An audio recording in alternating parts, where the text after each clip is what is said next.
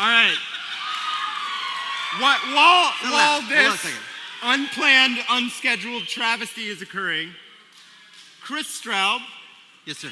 is my co-host today Greetings. for the Gearbox panel. My name is Mikey Newman. I'm Chief Creative Champion of Gearbox Software. I've written a lot of Borderlands stuff, and I love you guys. Wow. Really, too much. All right, I'm going to go backstage again. It doesn't count if you applaud yourself and say too much. Chris. Yeah. What do you do? Oh, I'm a cartoonist, guys. I do Chainsaw Suit. We have a YouTube channel together, Chainsaw Suit Original. I do a gaming podcast called 28 Plays Later. And I'm also here as the everyman figure. The everyman's creative champion. Yes. Chris Straub.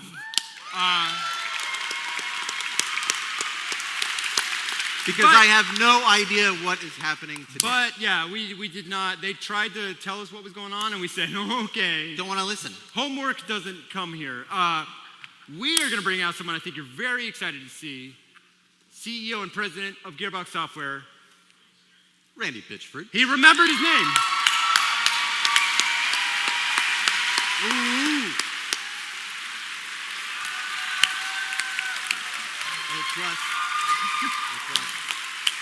Good to see you, Chris. Hey. Hey, Mikey. You get a haircut? We're doing this again. Bring it. Are we giving those away? Yeah, you can get these at the Battleborn booth, and everyone can be badass. Wait. So seriously. Who has checked out Battleborn so far? That's not enough. No. Rick, you played Battleborn today. I did. What'd you think? I loved it. What do you think I'm going to say at the Gearbox panel? Well, you should. You No, were truth. crying a lot. No, we had a lot of fun. Yeah. Where it was do I awesome. sit? You could sit in anywhere in here. Yeah. Me and Chris decided We're gonna early take these that seats? we're gonna sit here so that we can just ruin whoever is on stage's day. All right, I'll sit next to you guys.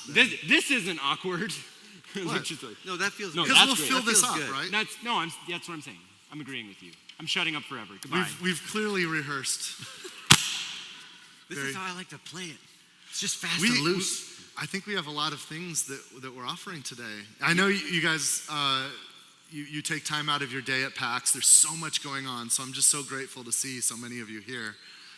It's just incredible that there's so much love for some of the things that we do. And also, I know some hate for some of the things we do. We'll take it all as long as you care. That's why we fight. Can I opt out of taking it all? Or is this like because I've seen your mentions, and sometimes that is a scary, scary place. Yeah, my Twitter's enjoyable, especially on the weekends. Is that a nice It's word? That's adorable. a good word for it, yeah. We're going to be talking about Borderlands today. We're going to be talking about Homeworld today. And of course, we're going to be talking about Battleborn. Woo! Did somebody trigger my cane? Yeah. I did not. I was not. Who did that? I wasn't on the side of the room. Did you guys I was miss working it? over here. I didn't see it happen. Did anyone see that happen? Yeah, everybody saw it happen, actually. The cane's out of the All bag right. now. Well, With this the play is on for words. later. That was it. That was the Sorry, one. we ruined everything, and I don't It's know. okay. I'll forgive you. I think I can recover. We'll improvise. Now when that we've it's- exposed everything, we got it. Let's start with Borderlands. Oh yes. Do you guys want to?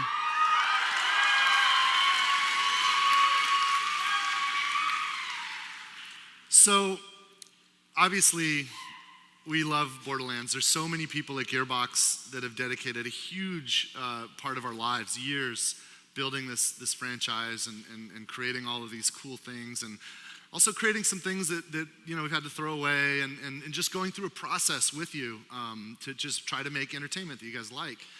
And we love it, and hopefully a lot of you guys do too.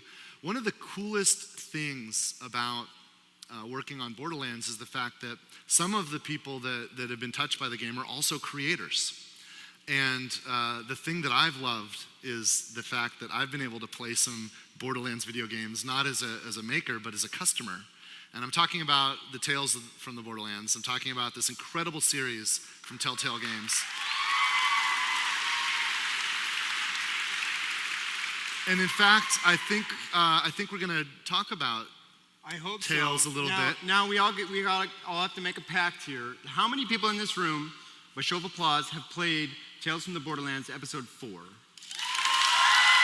Healthy number. Good. Moderate. You'll notice that's probably less than half the room, so we're going to be very careful about spoilers. I've been warning folks that, like, since episode 2, that episode 4, there's some serious stuff that goes down, and those of you that played it know what I'm talking about. Those of you that haven't, I don't want to ruin it for you. In fact, my wife is in the audience. She hasn't played episode 4 yet, so let's not ruin it for her, or no spoilers. But we do have some friends here from Telltale that we wanted to invite out and talk about the series so far, and maybe even hint at what's coming. So who do we have? Well, I believe we have Miss Laura Bailey, voice actor in the game. Now, if you Laura. played episode 4, you know that me and Laura have some pretty imaginative scenes together. This is Laura Bailey. Woo! Hi. Brad. I stole these from backstage. Oh, let's all be badass. Heck yeah, man. And Oh, thank you. You guys want to introduce yourselves? Yes. And I am Pierre Schratt, lead writer on Tales from the Borderlands. so, yeah, and we just so writing Borderlands and acting in Borderlands, Tales from the Borderlands from Telltale. That's cute that you guys separate it on your end. Yeah. You know what? If you guys would like to sit together, I can. No. I see him see all the each other. time. I really don't Okay, need to make that happen I anymore. feel like these No, we sunglasses like are the multiplying. visual. They're Yeah. so cool. I found him backstage. I was like, I'm stealing them. I Yeah, don't know they're who pretty they are, ass- but they're they're I pretty mine. want to knock out a lens and you just walk around with the word ass, Ass. on your face. It'd be accurate. Let's be honest. Customizable. That's a value add. Did you play episode 4 of Tales from the Borderlands? I did. And there was some exciting moments that I enjoyed. Did you guys know Mikey is in Tales from the Borderlands? Yeah, I'm Scooter. Oh, yeah, in the role of Scooter. Friends. Yeah, they've heard Yeah, that story. but that's what I was saying. Me as Scooter, I got to work with Laura for Yeah. a few days. It was Some pretty great interesting. stuff. I felt very close to you. Even though we were miles apart. No, we weren't See, though. I want to hear the interplay without the We haven't spoilers, told them. so- Like, let's make it very Yeah. clear. Okay, so Mikey, what character do you play? Scooter. Laura, what character do you play? Fiona. Right. Now, Fiona is one of the heroes in, if you can call her a hero. I am a hero. They're anti-heroes, and that's one of the cool things about the Borderlands franchise is our player characters are real people. Yeah. I was actually, is this my piece of paper? I was given a piece of paper No, from, that's not it. from Joe. Wait. I was actually just doing a thing. It was a bit, I know that's actually not my piece of paper because it's blank. But Job did ask me to say nothing bad happens in episode 4. Don't worry about it. Everyone is just super happy. Everybody is. There's a And trailer. we're going to roll the trailer. Hey! So- okay, that'd be a good idea. Can we start over? I'm Let's sorry. do that again. This name's is going Pierre very Schratt. well. Very well. So, this is the. Oh, are you guys starting it? I'll just shut up. Let it happen. Switch over. Rated M for mature. So, where's the last piece, little one? Stop it! Please! It's there. I can't think of a better crew than a pair of Pandoran con artists and a Hyperion stooge to figure out a way to get it for me. You don't get that beacon, you're all as good as dead. Let's get to work.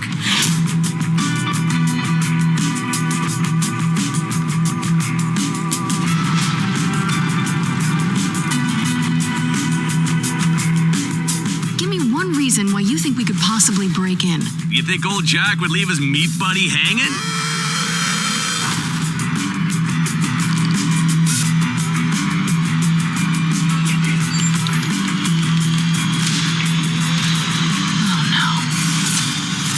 But say, we shared the power I had when I sat in this room. What would you do with it?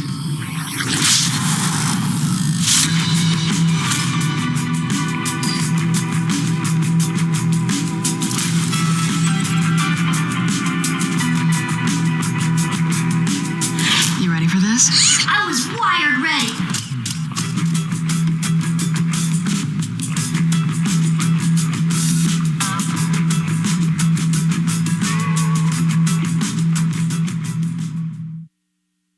Exciting.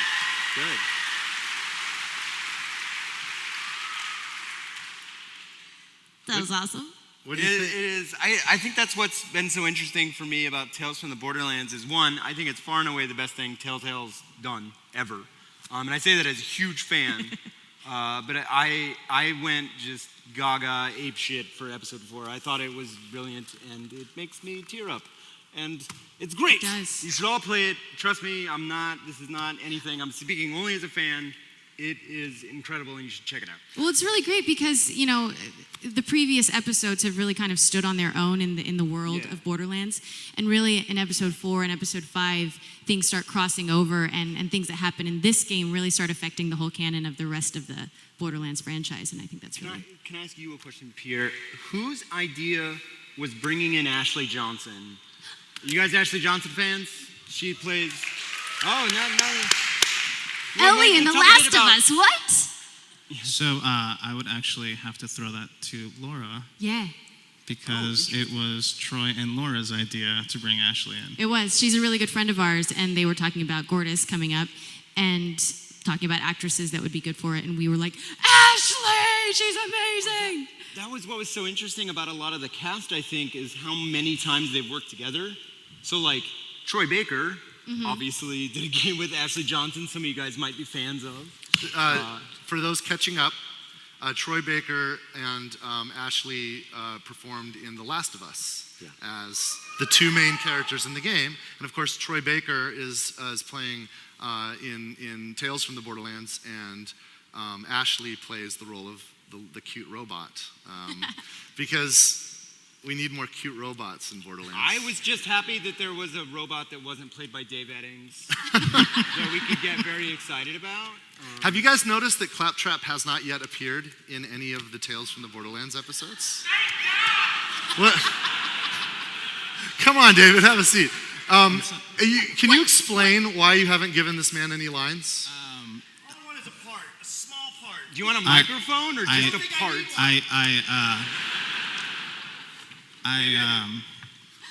I got a new phone recently. God, I didn't see lost this. all my numbers. That is amazing. Like that. They're selling them everywhere, by the way. Wow. Amazing was not the first Can I- word that came to my mind.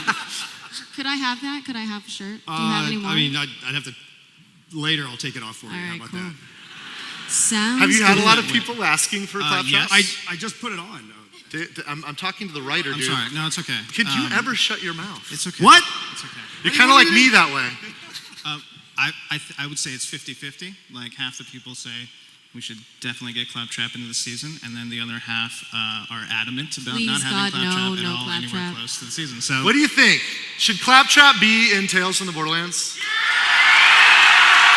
There's your 50% right there. That's all you need. I'll just Say no. I'll just go work on it backstage. It's fine. There's one guy out there who's like, I can't yell no loud enough. I'm trying. When I yell no, it sounds like yes. It's just noise. Pierre So, starts writing new I- scenes on his It's all phone on you, right now. dude. Okay. It's all on you. So, no comment? Can I do that? Is that okay? Plead the fifth. I'll plead the fifth. All right. What do you think of the response to episode 4? People are stoked, and we're happy that people are happy. And with episode 5, we just want to make a game that everyone's satisfied with and excited about, and really pay off some of the choices that you've made across the season. So I'm curious about this group's thoughts. Oftentimes I'm asked to make decisions about things, and it's impossible to know the right decision. One of the things I tend to be consistent about, though, is I tend to bet on talent.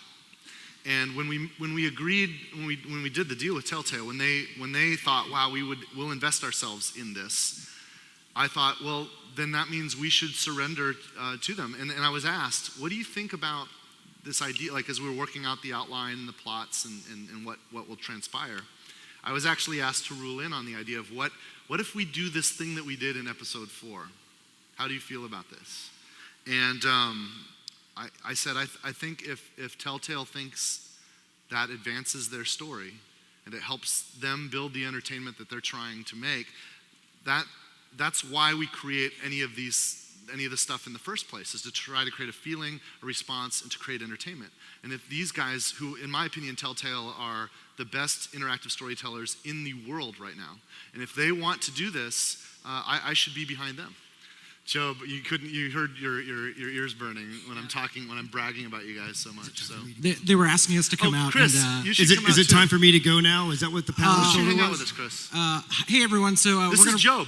Hi from Telltale. guys. Hi, Joe. Holy crap! give it up there for are a lot of Joe. people here. One more. Thanks. One more thing to plug before we Telltale hops off stage is there's like thousands of you here, but we're gonna do something tomorrow night.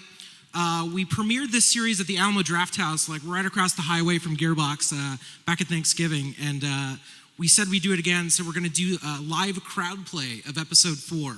So we only have room for 500 of you. So first come, first serve. We're going to play this episode together with the cast and the dev team. Mikey's gonna be there, Gearbox is gonna be there, Telltale will be there.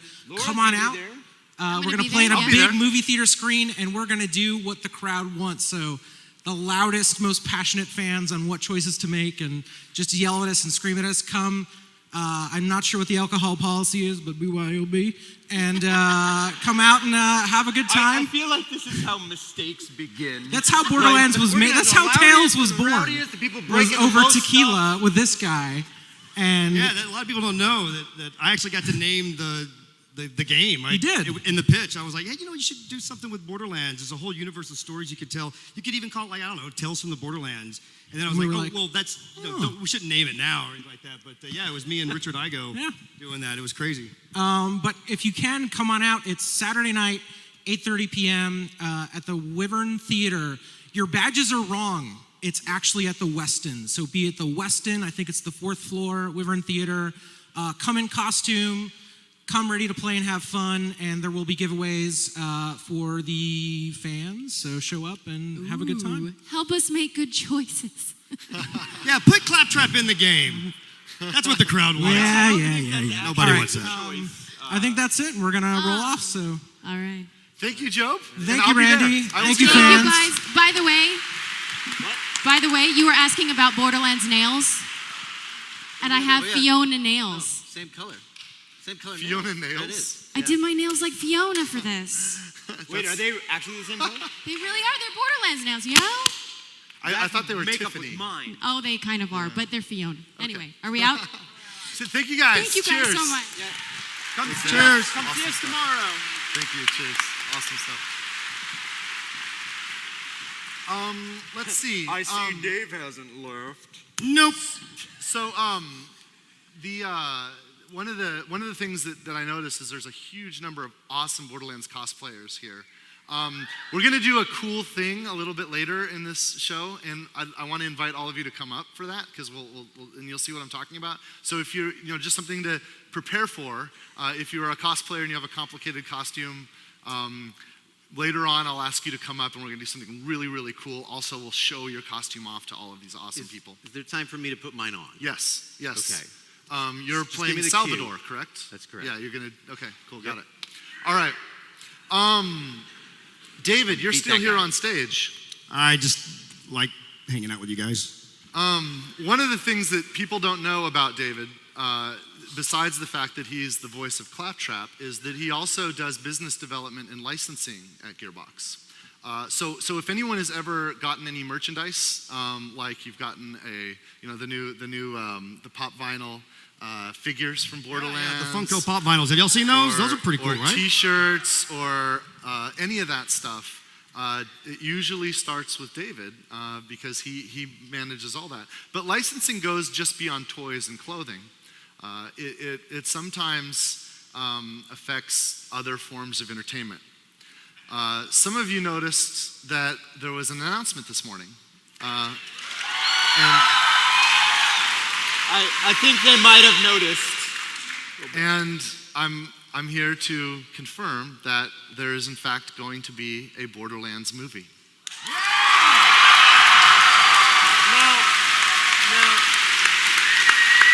Hold on. I bring this up because David was actually instrumental in making this happen. You were going to say something. I was just going to ask the question on everyone's mind, am I in it? You can tell me yes you later. were It's until fine. you It's asked. fine. No. I think that would what be did cool. you just say? I said you were going to be, but no, I'm just messing with you. Wait, how does Dave get away with this shit? I say one thing. It's because you seem desperate. That's Actually, I'm we very didn't desperate. they're trying to get Gordon Joseph Levitt to play your part. So. You know what? I'm okay with that. I mean, he's not as good. He's a lot better. as me, but he's close. So there was a press release this morning, and I wanted to share some of the comments that were in it and share some additional details today. Before I do, I want to introduce someone that we worked with closely to help make this happen. I'd like to bring out Peter Levin, who is the president of Lionsgate Games. Peter, come on. What's up, Peter? You did this. Ian, do you want to sit next to David or next to me? I want to sit next to you. Sweet. Okay. I'll move over. Claptrap. I have a claptrap tea. Who's up? Oh shoot, that was Whoa. pretty good. Oh, don't hurt yourselves. That had some Liability. lift on it. Pax, you got this, right? Somebody call Robert. Yeah, hi Peter. Hello. So this has been a long time going. It has indeed. And- There yeah. will be a Borderlands movie. Yeah. Are you guys So excited. familiar with Lionsgate? They've produced some incredible motion pictures over the years. Peters, what are some of the tentpole franchises? We all know the Hunger Games, There's Twilight, Divergent, Saw probably is big with this audience. Expendables, but in television too. yeah, Mad Men, Orange is the New Black, Weeds. So, but Weeds! right. Thank you, Dave. But we could not be more excited. We're extremely humbled. 2K, Gearbox, Lionsgate, Borderlands. And of course, the Arads. Arad Production. David introduced me to Ari Arad how long ago? What, like 5 years ago, I think. Yes. So Ari and his father produce films, and you've probably seen some of the films that the Arads have been behind. Spider-Man, The Amazing Spider-Man, Iron Man. Super amazing Spider-Man. The Amazing Iron Man. The Amazing Iron Man. Incredible films. These guys really did finally figure out how to make, landmark entertainment that's fun for everyone with comic books. And Ari he has a mission, and we'll see if he can pull it off. But his mission is to try to finally make an incredible video game-based movie. And we're offering up our most precious thing as a sacrificial lamb, as an experiment to see if this can be achieved. And if anyone can do it, if any group can do it, the combination of Lionsgate and Arad Productions can pull this off. And I have a lot of confidence in them. And I think it's worth at least making the bet. And if anyone can do it, these guys can do it. So I'm thrilled that this has happened. There's some. Do you want to put some of the quotes from the press release up? Are they up on They're on the monitor. They're up. Oh, are they? Can you guys see that? It's up on that one, I think, yeah. Yeah. Can everyone read? 'Cause we Lionsgate seems to get Borderlands. They like the fact that it's kind of We love us some Borderlands. wild, And I can't wait to see what that means for probably an R-rated film. We'll see. Yeah. Rating pending. You gonna have any boobs in it? Will Claptrap be in it? Will Claptrap be in it? There's your boob. I don't know, guy who made the DLC. I feel like you're burning the candle on both ends. Actually, like, I'm, "Oh, you hoping want the that, I'm movie? hoping that they hire Kevin Claptrap in Spacey it." to play Claptrap. I'm not gonna overstay my welcome. Claptrap. Okay, well, Joseph Gordon-Levitt. What if Joseph Gordon-Levitt played every character in Borderlands? yeah. This is a brilliant idea. The budget just went up. So Ari and Abi, what's the next one?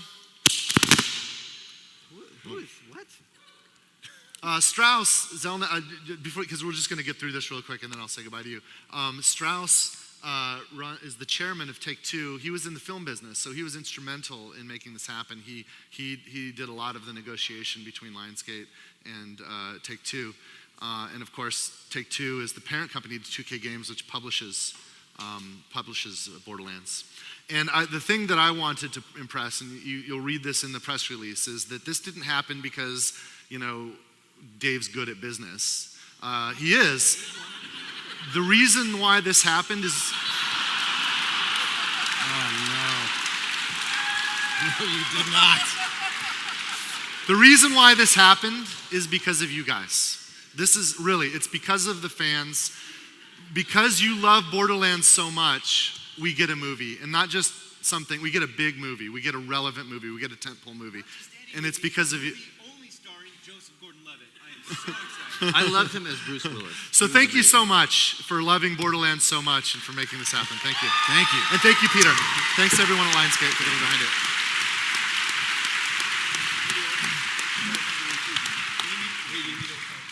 You know what? You should just get the hell off stage. I'm out of here. You should just... Oh, there we go. So now you can actually hear me. No, booing's fine. Booing's fine. Voltage. All right. Okay, so Battleborn. Yeah. Let's talk about Battleborn. Let's get some of the folks from the team here. Who's with us from Gearbox? Ladies and gentlemen, this is Randy Varnell, creative director. And this is Aaron Lindy, writer. What's that? Hi. Oh, okay. Why don't you guys sit down? We're going to watch the trailer first, and then we'll introduce the other folks. Go ahead, run the trailer.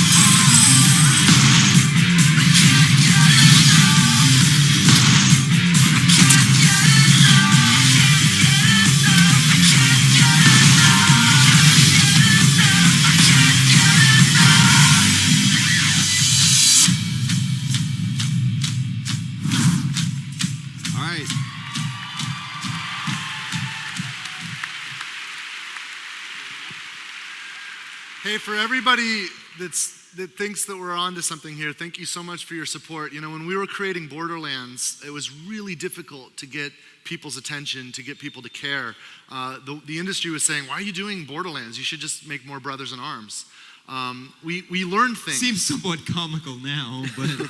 It was true. I love Brothers in Arms. Don't take that the wrong way. That is like my favorite thing I've ever touched, but like, come on, it's Borderlands. Like. Right, it's crazy, but we learn things and we get better, and we want to, and we'd like to take risks and try things that haven't really been done before, and so Battleborn represents all of that energy for us, and it's the most important thing we're working on right now, and Randy, the creative director, and Aaron. Who else is? Are we inviting anybody else up right now, or are we going to start with you guys? I think they're going to talk about high-level story, right? Right. We're going to talk for a second. Then we've got a few other really awesome people that work on the team with us here. Tell us about Battleborn. Sorry. Well, it's really kind of a.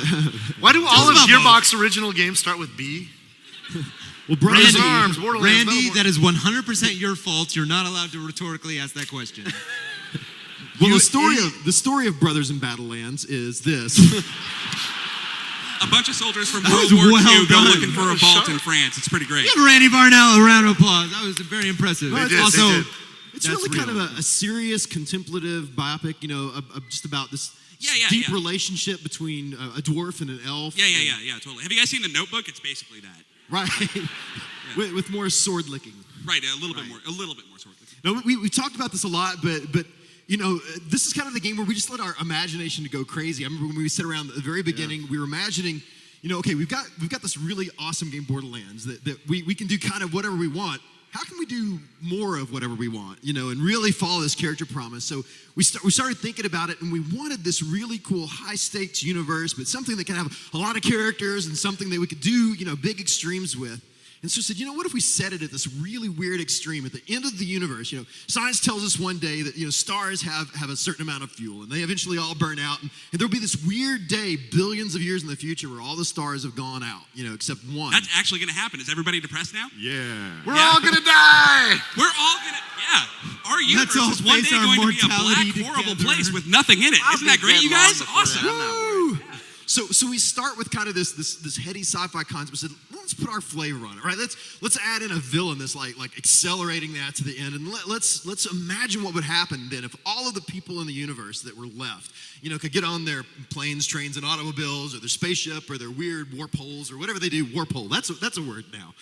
It is now. Warphole.com. Warphole.com. Don't look that up. Don't look that up. That should have been your line. Yeah, I should have grabbed that one. Yeah, sorry. Wait, dude, I missed rehearsal. But what would happen if these great and varied beings from everywhere, you know, all kind of gathered together to try to save the universe? So that's what you guys get to do in just a few months. You get to join in and become a Battleborn and work to save the last star in the remaining universe.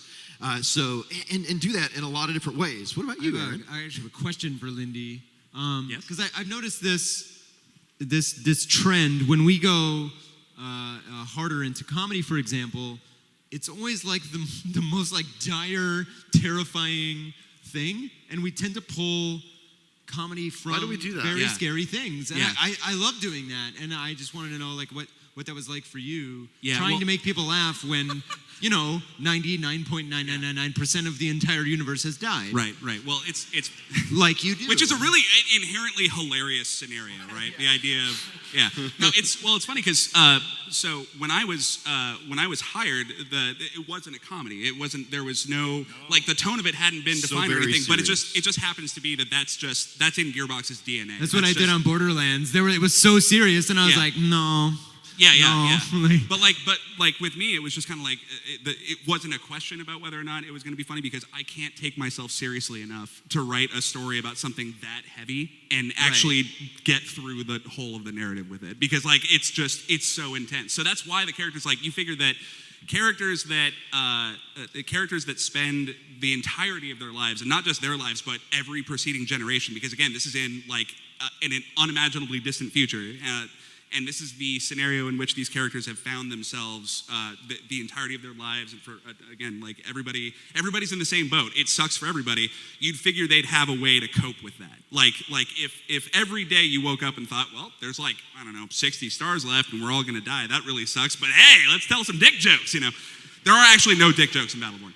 There's a surprising lack of dick jokes in Battleborn. But that's pretty much where it came from because... We can rectify that. But and also I just wanted to use the word rectify in the context of dick jokes. Oh yeah. Why do I keep stealing all your lines, Chris? I don't know. I was Prepared all going to this material. What's funny is you, like a lot of your stuff, just very quickly, also is like, what'll be the funniest thing? Night terrors with demons come into your brain? This is perfect. No, you should write something for us at some I would point. love You guys to want do Chris that. to do I that? would Because I'd love to work absolutely with Chris love and to do Lindy on something. But Let's talk about it. Let's talk about it. But that kind of humor comes out of that great tragedy. Like it's so enormously horrifying. Yeah, there's a point at which all you can do is laugh. It just loops around, yeah. But I love the contrast of the story, right? You have this terrible, ominous thing, but it's also, if you can pull it out, if the heroes can save the universe, man, that's big stuff. I tried the inverse. I pitched a product to Randy where all the characters were hilarious and the whole scenario was hilarious and they all died. It didn't go the other direction very well. It just true. The original story was just everybody's having a good time. And they're dead. Don't worry about it. And then they die. The first draft story for Battleborn was, there's one star left in the universe and nobody's fighting for it. Everybody's being really cooperative and cool about it. We're all getting along. Yeah. Yeah. You know, my favorite, really easy going. My favorite thing about the narrative construct, though, that has been worked out by you guys and the team is that you start from this kind of premise that all of these disparate factions really can't exist together. Their ethos is mutually exclusive. Yeah. They have to kill each other because the stakes of the entire universe is at stake, right? But you start from that point, and then they actually figure out that their best bet is to stop hating each other and to be on the same team and work together against the real problem. And I love that. I just like that whole thing because I think that's like kind of how life works. Yeah, maybe the people on Game of Thrones should maybe play our game because there's a zombie army over the wall and you guys are going to squabble over it. Come on, Game of Thrones.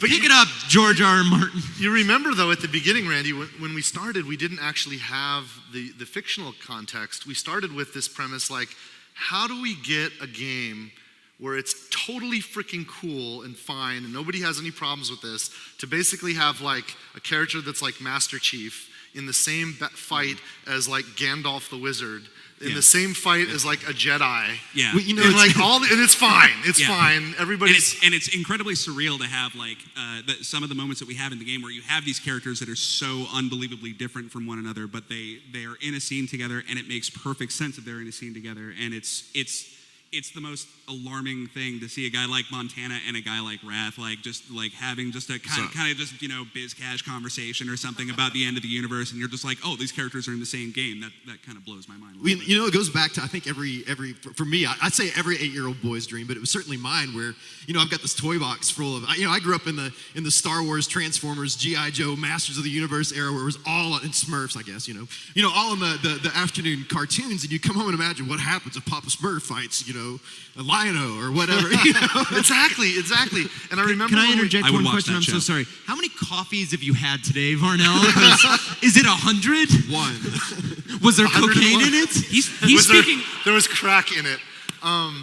If you remember too, when we were talking through that, the other thing that we realized, you guys have all, I'm assuming most of you have played Borderlands games, and you know that the characters, even though they have different kind of abilities and you can build them very differently with their skills, they all fundamentally have the same physics. They're going to move at the same speed. They're going to jump at the same height. And we were talking about how cool getting those disparate characters to have different skills. And we started dreaming about all the different FPSs we've played and how the physics really define the character. And we wanted all those different characters in one game. Like in when I play BioShock, for example, I can shoot my gun with the right hand and cast a magic spell with the left, right? And we have characters that do that. Like, does anybody do you have a shot of Melka? Can we put her on the screen? Let's see it. Wait. Oh, is she okay. Wait. I can't see the screen. Oh yeah. So like, so Melka's like that, where gun in one hand, powers in the left. Yeah, like a bladed transforming mutant glove in the left. Melka's all about movement and jumping and kind of kinetic energy, right? But she's that great SMG sword punch disappear, type of play. She's really cool. I love Melka. By the way, Melka is one of the new characters that hasn't really been shown before. We showed her for the first time at Gamescom in Germany just a couple of weeks ago, and we wanted to share her with you. Another character that we haven't exposed yet, because there's 25 characters launching in Battleborn. 25.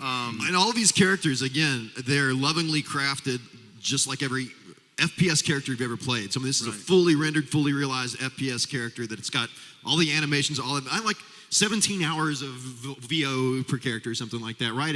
I don't know what it works out to time-wise, but it's not that much. Our grades are like something like 650 lines per character right now. A lot of expression. You guys like characters? These characters have a lot of character.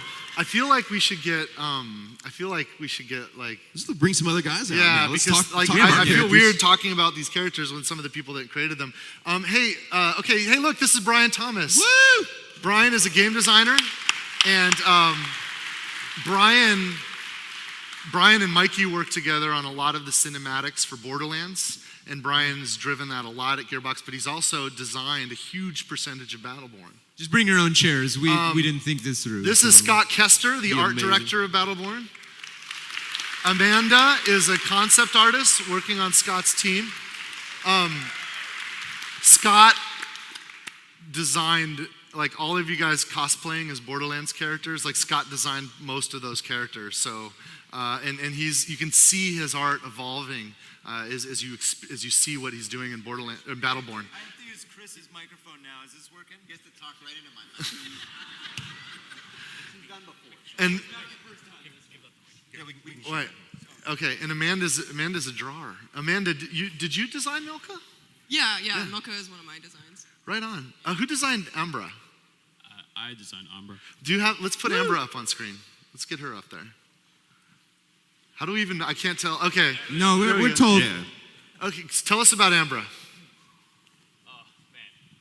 Okay, so to kind of real quick to piggyback a little bit off of what Varnell said, I was obsessed with Evil Lynn from He-Man when I was a kid. And this is my Evil Lynn basically. But she's rad. I mean, she's a support character, but she's a badass support character. And like, one of those things, she can kind of get in. She's a little more melee. She's not just going to kind of stand back and kind of heal from the... We're made of microphones now. I don't know. I'll pass this back to you in like another 2.5 minutes. It'll be great. Somebody made a Walmart run. That's good. Spare no expense. Armor's cool because she's a part of the Generate Empire, the Generate faction. They're kind of the... I won't say the evil empire of our game, but they're definitely aggressive and conquerors and all that. Yeah. And she's kind of got, she starts off with this really dire backstory, but then again, I think she comes out like with a personality of like a really uptight schoolmistress or something, right? Really? Yeah. Whoa. Yeah, I think one of my favorite lines of hers is, "I will not rest until every shirt on this planet is tucked the fuck in." So that pretty much summarizes. That's in a nutshell. That's Umbra. She's like a high-ranking official in the Generate. Are you under the age of 12? Were you all cool with that? They're cool. They're cool. Yeah. These kids know what's up. It's gonna be bleeped. Stop that. It's bleeped. Brian, what's Umbra's ultimate? Her ultimate is literally a giant meteor that fills most of the battlefield, and she summons this thing, and everybody just stops for a second, and it's slowly just falling. It's ridiculous. Falling, and everybody runs. And Hey, remember your night terrors from Majora's Mask? Well, get ready. She basically just drops the moon on you, and that's how she supports, because everybody just scatters. You just see everybody go, "Oh crap, I want to not be here." It's hysterical when you have that one guy that's not paying attention, and the meteor slowly coming down. He's gonna die. Umbra just whips out a taunt right in the middle of it. It's like, why are you dancing? That's really weird. Who concepted Benedict? Because he's the one I've been playing the most lately. That was Amanda. Amanda, so do we have a picture of Benedict? Yeah, I think we have some. This dude is awesome. This dude freaking flies. Yep. You can fly. Yeah, which is super easy to balance, by the way. One of these characters, he flies Amanda, and has a rocket launcher. Tell us about Benedict. All right, well, my first exposure to the character known as Benedict was during an early playtest where he wasn't his majestic self. He was Axton with a chicken head. It was. We kit bash pieces from other games. Yeah, so, I'm really bummed out that didn't end up being final. I forgot about that. I'm so bummed. Yeah. So for every awesome looking Battleborn character that you have, there's a really either hilarious or terrifying prototype. But we're gonna have a great art book of all of those weird prototypes. Yeah. What I want is like my friend Ryan's out in the audience. He's actually dressed as Axton today. Can you do this again and just put a chicken head on, and then you're cosplaying as a temporary concept? Oh yeah, cosplaying as yes. Ryan, write it down. Oh my God. Write it down. Where did that? And that's how we make games. I couldn't find an actual screenshot, but I really wanted to show you Ship guys how. Did you know they have? Did you know? Yeah. What? Did somebody just yell DLC? Yeah. Is that ridiculous? Do you actually have any concept art of Benedict? Yeah, we do somewhere in here have. There we go. So his high level basically was we wanted a really, really awesome rocket jump character. Did you hear rocket jump character? Yeah. Yep. Yeah. But I think where he differs from a lot of traditional rocket jumpers is that he actually has wings and he can glide. So he can sustain his jump. And basically his entire loop kind of revolves around flying, shooting rockets, shooting smart rockets, shooting super big, giant nuke explodey death rockets. Did you guys sit backstage and just say like, let's have a contest on who can swear the most? Not my best. Not my best. I'm sorry. Goodbye. The Fracas. the other cool thing about Benedict, and I'm not sure, Brian, you'll have to tell us like how this emerged, but he uses his wings kind of like Maleficent did in the movie, where he can actually like throw guys back and knock people out of the way. And yeah, he's powerful with these one of our best mobile characters because you want that flight mechanic. I mean, like, look at him. You want a giant thing full of wings flying everywhere. So you just tap that bumper skill and just fly up in the world and knock everybody else. Can I ask one question about this, Amanda? It's my favorite thing on the character, but I want your insight here. On his on the screen, the right wing, it has caution striping on it, as if a 200-pound piece of metal flying around at like 1,000 miles an hour. I feel like caution is kind of implied. Yeah. But I was very curious. Benedict isn't really a subtle guy. He's not a subtle guy. At all. His attacks are rockets, and another rocket. Yeah. But actually, that was one of the interesting challenges about concepting this character from both a design and concept point of view is if he has wings, why can't he fly, like sustained? And we have design challenges of where we basically have to have a roof, right? So we said, okay, maybe one of his wings is broken and he has a metal prosthetic and he balances it out with the rocket hog.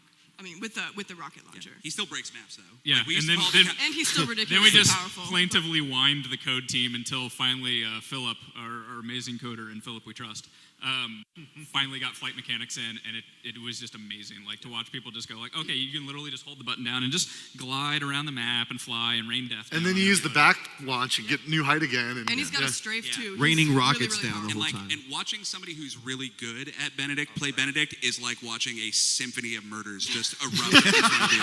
It's the most elegant, destructive thing you'll ever see because it's just this nice like figure flying. Symphony of Murder is my POD cover band. That was for you, Paul and Storm.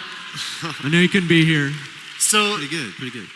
we just wanted to share a few of the characters that haven't been out there yet. By the time we launch the game, there'll be 25 characters, and that's a lot. Like 25 characters is a lot because each character in Battleborn, we've invested more into them than anything we've ever done before. I once looked at the number of bones in the animations or in the skeletons that are animated. I looked at the average polygon count of the models, the fidelity of the materials and the texture density, and I realized that each character in Battleborn is about 4 times on average what a character in Borderlands was. And there's 25 of them, and they all have very unique physics. And there's a PvP game where they play against one another. You can imagine this leads to unbelievable complications and permutations of possibilities. And it's very exciting to see that. In fact, each character, and well, I'm going to ask Brian in a little bit. I want you to talk a little bit about the Helix system. But we try, because it can get so complicated, Brian came up with this brilliant design to help us quickly build out a unique build in course of gameplay. And we call it the Helix system, where at each level you make a binary choice, A or B. But with those 10 levels and with that binary choice, there's actually astonishing amounts of variety. There's actually over 1,000 hero customizations per character just in the base Helix, right? That's a lot. It's a lot. Right. That's per hero. That's the start. Yeah, that's the start. And I mean, that's our goal. We want you to be able to play a match and see, like, man, I played Marquis last match, and the Marquis on the other team played him completely differently. He made entirely different choices, and you may not see that combination of choices again for dozens, hundreds, thousands of matches. Now, there is also loot in the game, gear. There's things you can collect and modify your character. And some of those modifications we're calling mutations now. Well, yeah, the mutations are unlocked as you kind of rank up your character. Yes. You have your characters you can grow not only in the match that starts over every time, in between matches. But in between matches, you can go from 1 to 15, and each of those ranks you're going to unlock something new on the character. One of the things are mutations, which adds another choice in those helix rows. You can modify your helix. Right. Add So this another option. this adds more choices. It gets to something like what, 7,000? I don't know. I think they did the math on it. choices. Yeah. Yeah, there we go. So that adds more variety. Right, so when you've ranked up your character and you've earned all of the modifications to the character, now you have over 7,000 different ways to build each character. And these are pretty big differences. Like, you shoot a grenade, and then you shoot a MIRV grenade, and then you shoot a MIRV grenade that creates fire. Your grenade explodes on impact. Your grenade bounces, and you can do all those different things on a character, and every character has their unique differences on that. So Yeah, we really hope that way. When you do find that, you know, like dozens of characters that you love, like you're going to want to go through and play them over and over and over again so that you unlock all the options and you feel all the different changes that you can make to make that character who you want to play as. And we have some really interesting ones, like Wrath has this giant shockwave that he sends out, and you can get this mutation that like makes that shockwave itty bitty, but it just wrecks anybody that hits it. Yeah. So you're giving up all this ability to hit a lot of targets, but anybody that you hit is just dead in the water. Yeah, and these are like, and the changes too are like, they're way more than, they feel like completely different. Like Montana, right?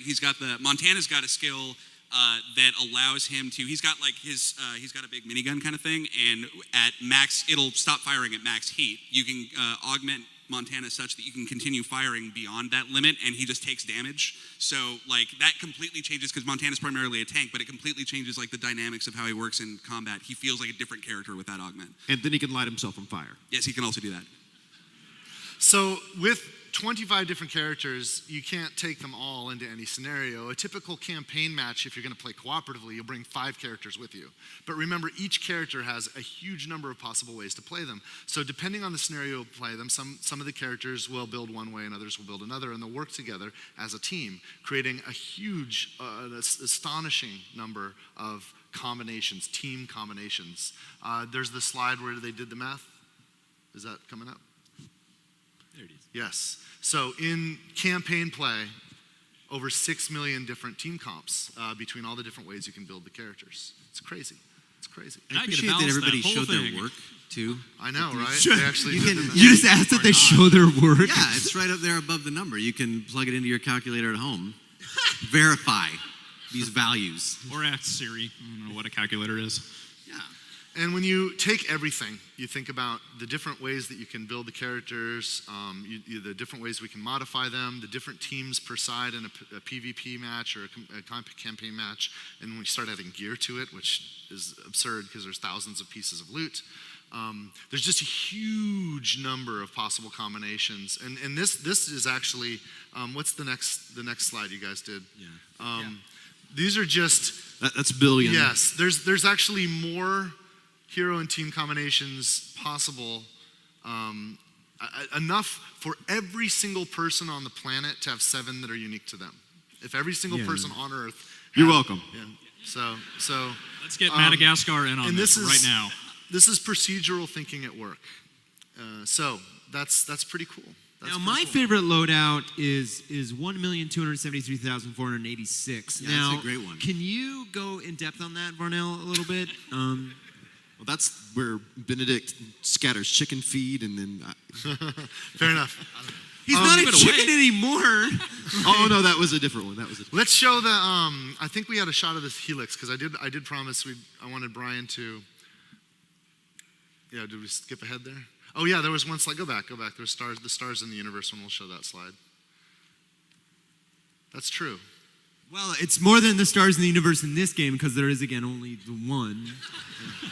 So it's way we only bigger. needed 2. We could have stopped there. By a factor of. We literally have 2 combinations of science. So. Let's get the helix up.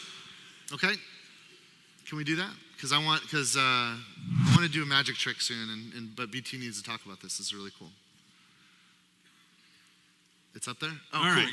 So this is what a helix looks like. We have that binary choice, and it kind of looks like a DNA strand. And you can imagine when you unlock your mutations, they kind of mutate it and add some extra options in the middle of it. So this is a Caldarius's helix.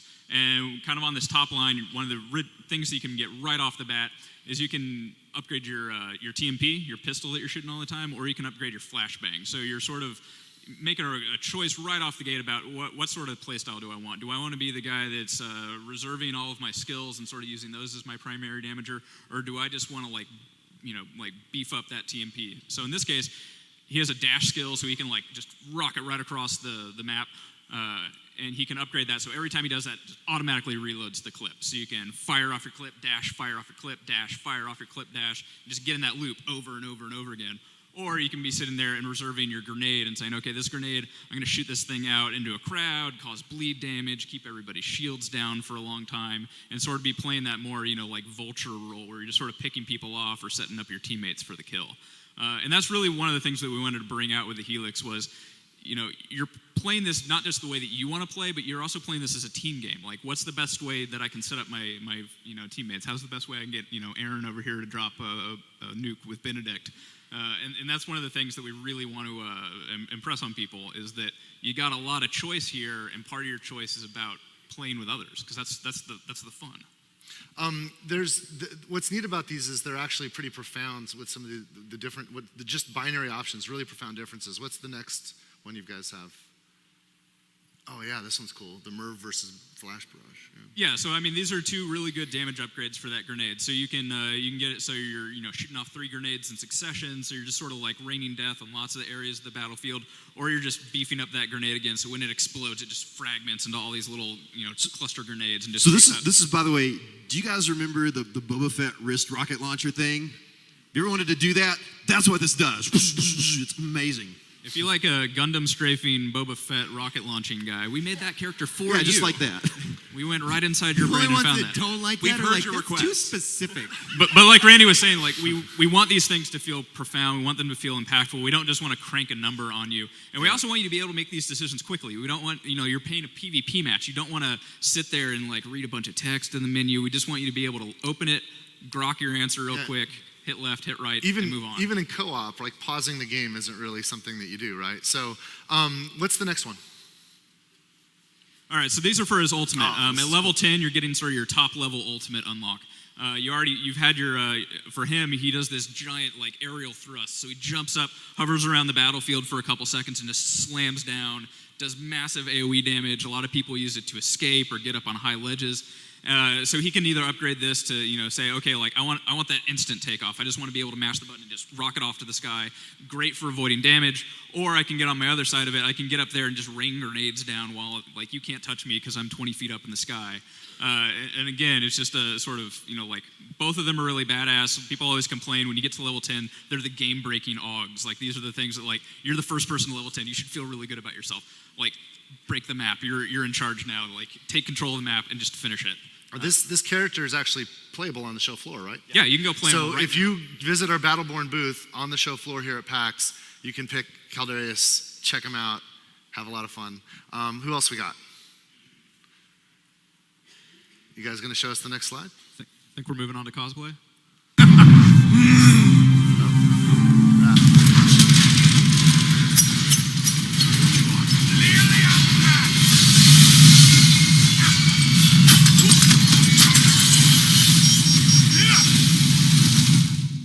All right, that's Wrath. That's my boy. Kester, you were really involved with making Wrath. How would you describe him? What is the term that we said? Samurai, vampire, katana. Yeah, laser sword wielding samurai vampire. Yeah, that's what we walked out of a meeting with because that was the character that I wanted to make the most, actually.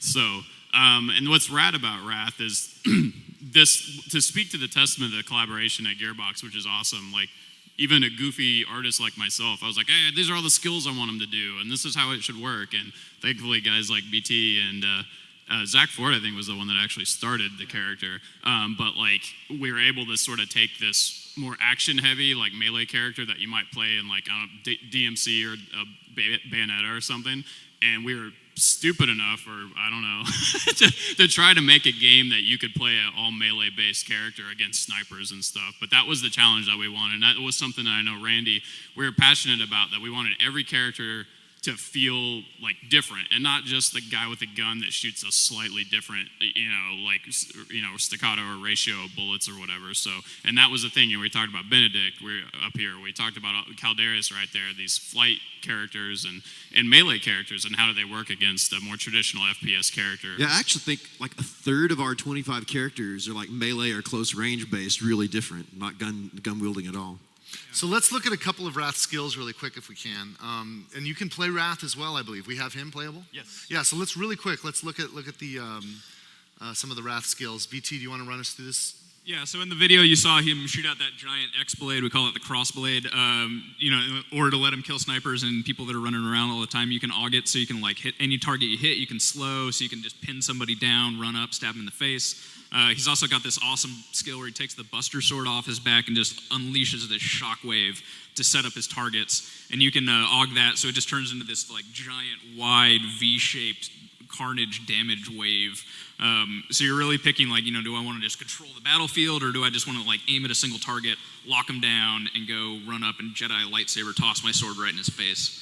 And then talking about, like trying to make that melee loop work against all these people that are going to have guns and stuff like that.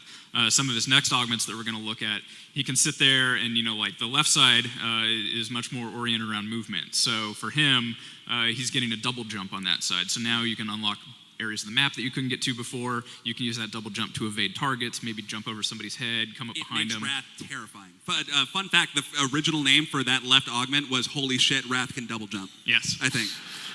I get because that's usually what people would just straight up say when they saw it happen. Like, oh no! But what's sick about the double jump is during his ult, now you can double jump with it too. So you can be on the ground, jumping up and hitting Caldarius, who's being an asshole, up in the air, and just going up there and hitting him. Nothing is more engaging in life than watching somebody rocket up as Caldarius and think they're immune up there and then just double jump and just whack them right in the face.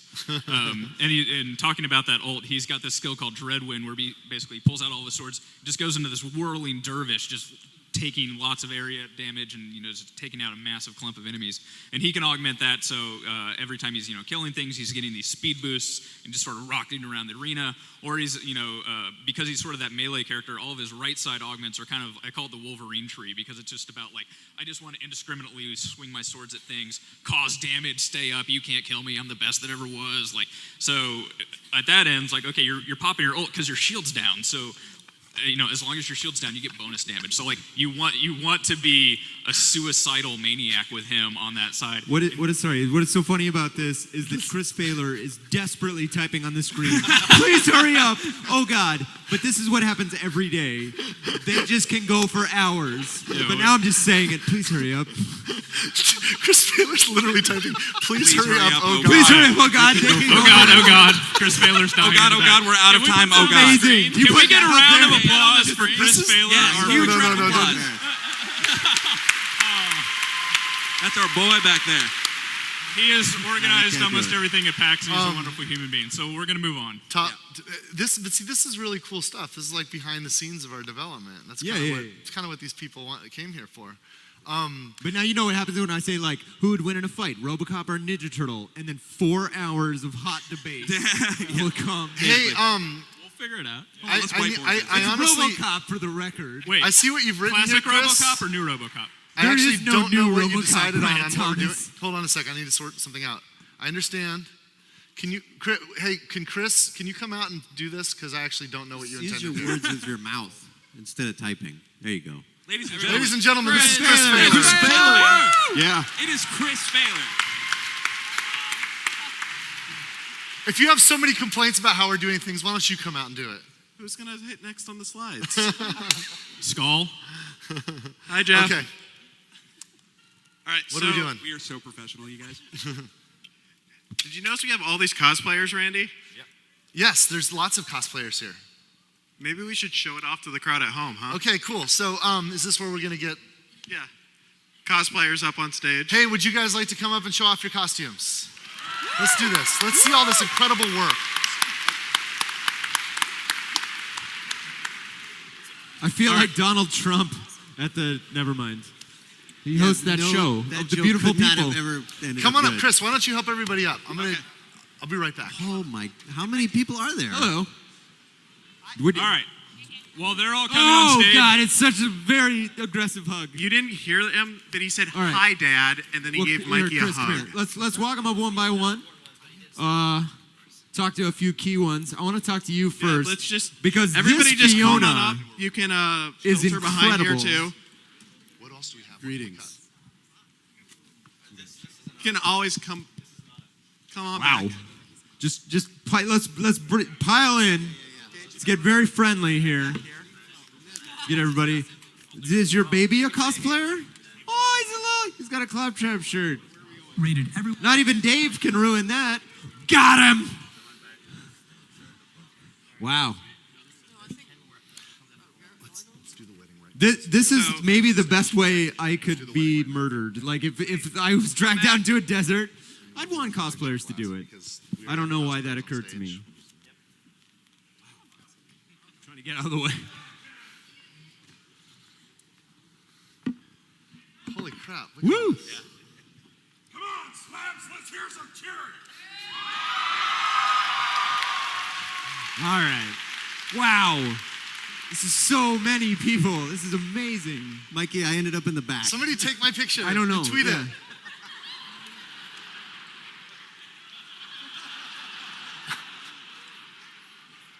you get me on the side of the frame just sad? Like, this is so cool. Oh, shoot. What was it? So cool. Awesome, awesome stuff. Hey, I wonder if you guys would mind hanging out for just a couple seconds because we want to do something really cool and we wanted your help with it. About 2 weeks ago, or maybe a week and a half ago, I got this strange tweet. Somebody tweeted me. My Twitter handle is @DuvalMagic if you don't follow me, and said, hey, we'd like to get married at your panel. Do you guys want to watch a wedding? Yeah. Fastest wedding ever. And we'll get all of you can be here for a wedding, all right? How are we doing this? Who is our bride and groom? They are right here. Holy crap, come on up here. Like, you guys are crazy. You guys are crazy. Now, you'll have to correct me, but my understanding is you guys play Borderlands together. That's your thing. Let's go to the middle. We'll introduce you guys. Yeah, you guys do.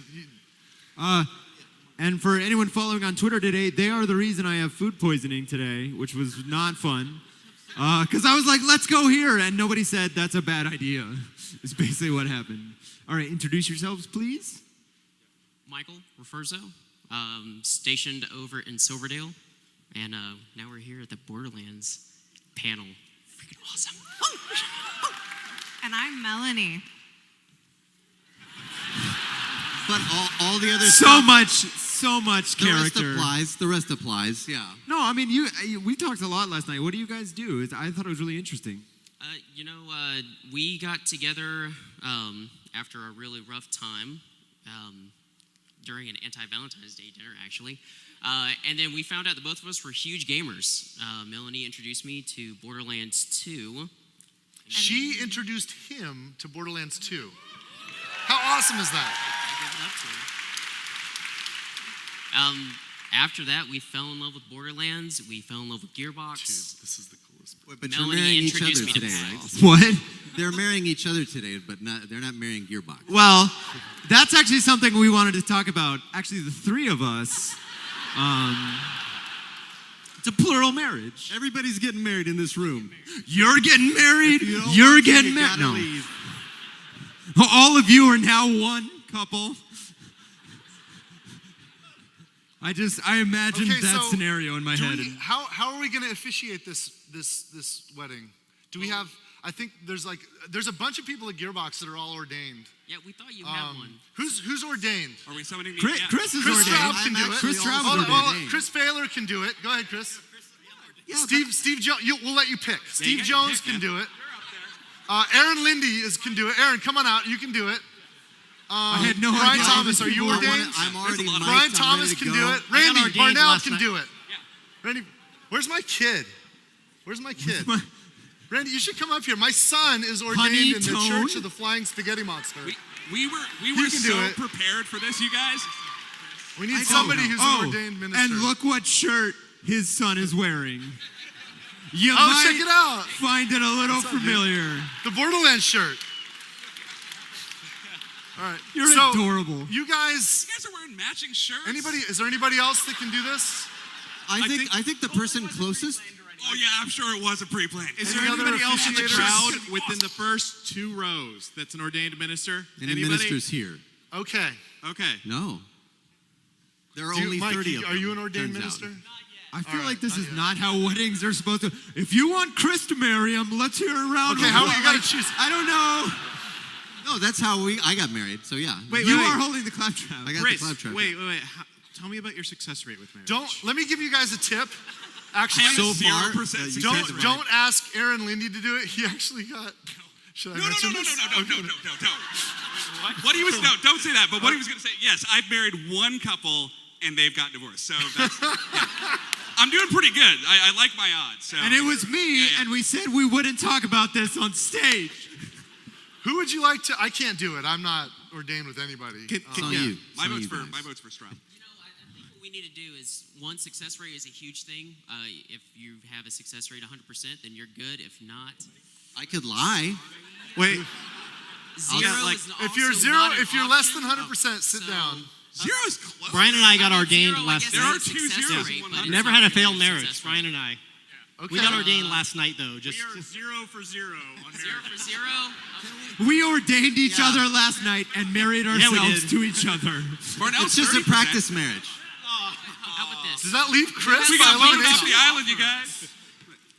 Actually, gosh, oh God, at least one. Wait, are we down to? Is it down to I think two? it's just two. It's two. Do you want to try a round of applause on this one? Let's just see what happens. Okay. If you would like the clearly more qualified, cooler, better person to marry them, let's hear it. I want to hear it. That's pretty good. Now, if you are a mentally troubled individual, and you are, And I am. and you are, would you like Chris Straub to marry them? Well, that's a tough one. Don't patronize me. It's okay. Actually, if you wouldn't mind, did you pick a winner in there? Did you hear definitely one louder? She brought a bouquet of flowers. No, she came prepared. She did bring She me came flowers. prepared. That's really tough. He brought you a claptrap. No, this is theirs. Oh, sorry. Yeah. I didn't bring this. Let's just put this. Yeah. Now she has all the stuff. No. I make a request. You are the true officiant, but can I be your ring bearer? Yes. Oh, that's perfect. And I did not say bearer. I said bear. It's the correct term. All right. I'll bring my microphone over. Who am I marrying? Do we figure that out yet or no? You have to not get married today. You have to stay out of the marriage zone. It has an area of Well, effect. okay. All right, are we ready to get started on this wedding?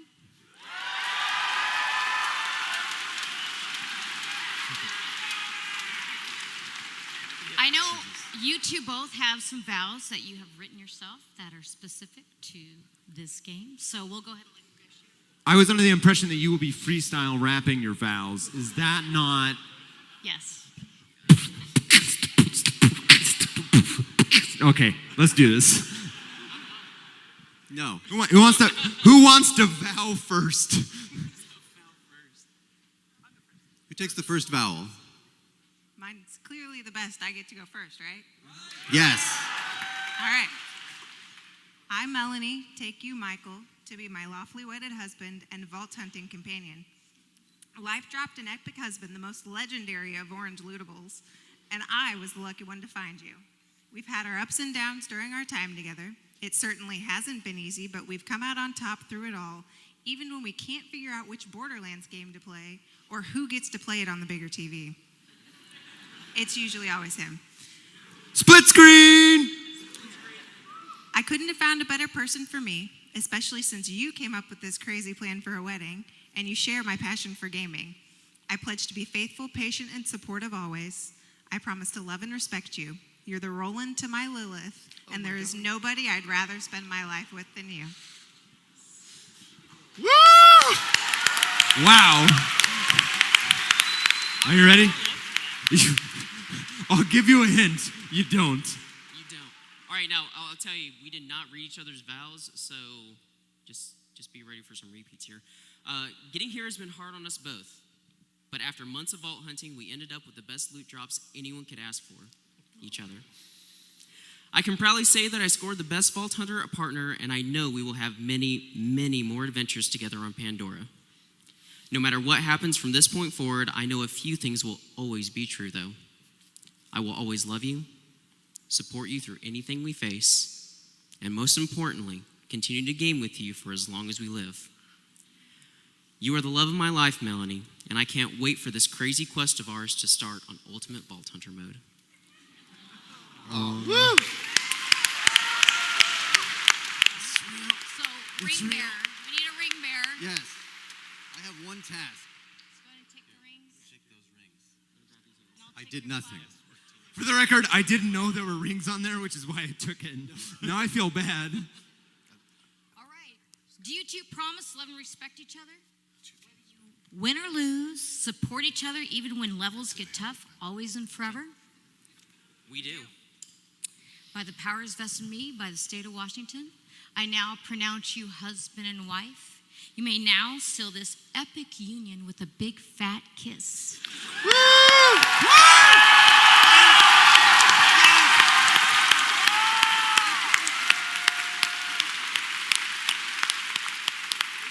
And group hug! Group hug, everybody! Group hug! It's a group, yes! Wow. With all kinds of witnesses. Wait, whose hand is that? Sorry. So one of the things we're going to do after this, we're going to go over to the queuing area, and we will have an autograph session. They asked that we everybody that comes by, whether one of you or all the cosplayers, since you're all participants in this, to sign their guest book, because you've all been guests at their wedding. So, thank you. Congratulations. Congratulations. That's awesome. You guys are insane, and I love it. I love it so much. It's incredible. It's incredible. Wow, look at, holy crap. That's quite a Krieg. I'm terrified. This might be the most intense thing we've ever done on stage. The food poisoning was worth it, actually, yeah. I only threw up for 7 straight hours. It's fine. How long do we have the officiant for? Can we get a couple more done real quick? Yeah. Who wants a marriage? Let's pop a couple marriages in here. So, you know what we should do as they walk off stage? Maybe since there's so many cosplayers here, we should together do the dun dun dun dun dun dun dun dun. So I'm gonna count to 3 and I'll lead it. Can you guys all like do it loud with me? Let's see if it goes. Hey, ready? 1, 2, 3. Dun dun da da. Dun dun da da. Dun dun da da. Dun da da. Dun da da. Woo! Congratulations. Congratulations.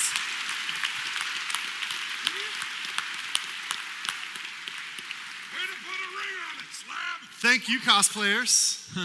Were we going to announce that one other thing and then they wanted to see Magic Trick? Are we still going to do that or what are we doing? Yeah, we can do that other thing. Okay, so thank you, cosplayers. Let's not hurt ourselves on the way down. And we'll have one more thing to tell you, and then that was so awesome. Oh my God, this brick is unreal. For cosplayers. If Randy didn't This is get awesome. it, the autographs will be on the 4th floor of the West End. Well done. Again, 4th floor of the West End. If you want God damn it, the kid's there again, This isn't is a he? cool claptrap. I love it. Well done. I love it. Every time he Wow. says, I'm gonna die. Well done. Well done. Wow. Man, Wow. such good stuff. Too soon. Too soon. Such good stuff. Hey, Dad. Okay, so we're gonna do. Go ahead and put the slide up, I guess. Where are we at? We'll do this while they're looking at clearing up. ourselves. This Hello, is great. us. I'm going to go backstage. So one of the things that's going to happen really soon is we're going to do a closed technical test that if you're lucky you'll get a chance to participate in. And if you'd like to try, go there. rsvp.battleborn.com and you could register for our upcoming test. It's this will be the first time anybody in the world has to play Battleborn. We haven't announced the date yet, but if you register, I think before October 15th, is that right? Then you'll be first in line. And I'm telling you guys first because I know some of you will really want to be a part of that. So that's cool. And I do have something else to give.